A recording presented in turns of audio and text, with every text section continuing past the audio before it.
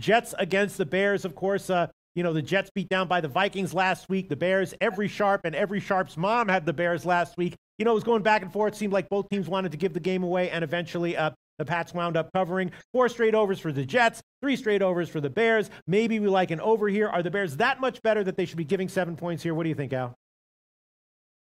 Well, as you just mentioned, both of these teams have been involved in a lot of very high-scoring games of late. The Jets lost last week, 37-17, at home to Minnesota.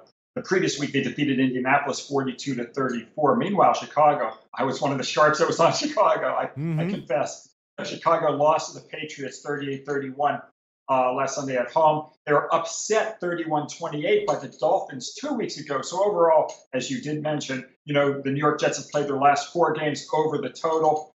The Bears over 3 in a row. The knee-jerk reaction, of course, would be to look at the over in this ball game, but I actually foresee a relatively low-scoring game. Indeed, the under has cashed 63% over the past 25 seasons in games with over-under lines greater than 42 between two teams whose last 3 games have each combined for 145 points while also going over the total.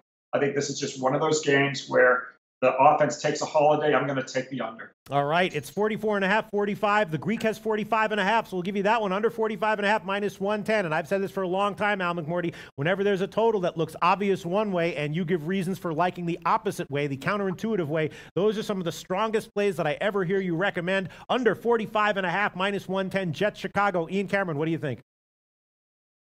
Yeah, this might have to be our, well, we can't have a show without a disagreement at some point. I've been riding Jets over 2 weeks in a row, and I'm going to do it again. This secondary is just too banged up, in my opinion. There's too many guys out. Marcus May's out, been missing. Trumaine Johnson's been out. Buster Screen's been out, and everybody's throwing the football at will against this New York Jets pass defense right now. We saw Kirk Cousins light up this secondary. We saw Andrew Luck light up this secondary.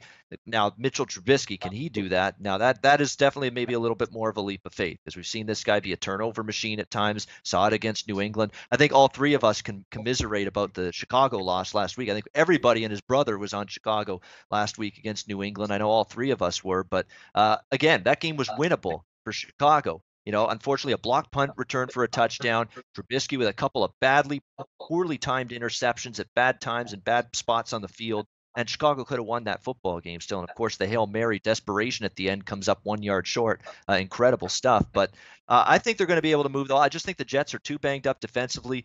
Sam Darnold has not been able to transfer his offense at home to on the road just yet, other than Detroit in week 1. I think he's getting better, though. He's getting more comfortable. He's making some good throws. He's been a lot more accurate, a lot more decisive with his decision making. The totals crept down. Like I say, I've cashed Jets over two times in a row. Maybe not quite as strong this week, but strong enough that I'm going to go ahead and bet over Jets and Bears and make that one official. All right, yeah, last week, of course, the win mattered for Darnold. There was drop passes. It did seem like the Jets should be significantly better going forward offensively than what we saw from them last week. And this is a split line. Line chopping is vital, essentially important in sports betting, of course. We're going to be able to give you over 44.5 minus 115. That's the current line at Pinnacle and Bet Online. So if this line lands on 45, which is entirely possible, considered a key number in totals in the NFL, both Al McMorty and Ian Cameron will cash. Al McMorty liking Bears under 45.5 minus 110. Ian Cameron's going to take the over. Hey guys, thanks for tuning in to our channel. Now, we've put a lot of work into producing all these free videos, so please help us out and keep all our content free for you forever by simply liking, sharing, commenting, and subscribing. Now, not to mention, a visit to our industry-leading website will warm the hearts of all our SBR employees, especially myself. Now, the links are over there to the left, so do check those out. Thanks for watching.